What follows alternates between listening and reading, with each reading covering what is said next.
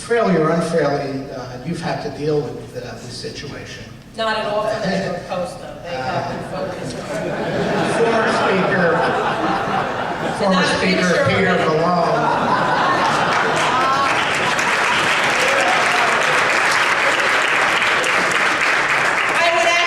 They'll have another one of it. So I'm sorry, James. Former Speaker Peter Malone has answered questions about this.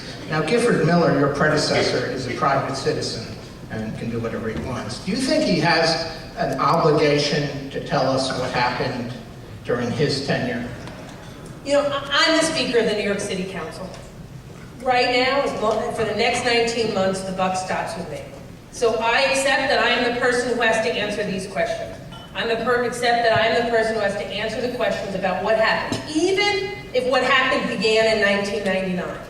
And I embrace the fact that I am the person who has to work with my colleagues to not just describe what the problem was, but more importantly, to find a solution to the problem and to make sure that when we pass the budget 6 weeks from now, it is the best goddamn budget that has ever been passed in the city of Quinn. Do you think Gifford Miller has an obligation, a moral obligation, to speak about what happened? Others have to speak to what their obligation is. All I can do is speak to what I believe my obligation is, and others will have to answer that question for themselves. I think the operative phrase you just said was that city rules do not prohibit. Well, that doesn't make it right. Isn't the problem here is that the system is bad, that the system allows people to abuse it, and that it shouldn't be about city rules do not prohibit, but whether the system is right and whether it leads to corruption or not?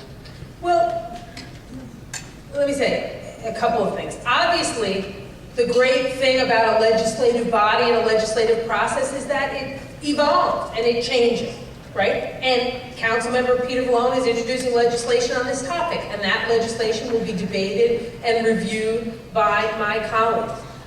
You can't say to people, these are the rules, and if you follow them, it's not good enough. You can say, these are the rules, and maybe we think we should change them. And that's a debate we will have. But the council members follow the rules and at times even seek extra guidance from the Conflict of Interest Board.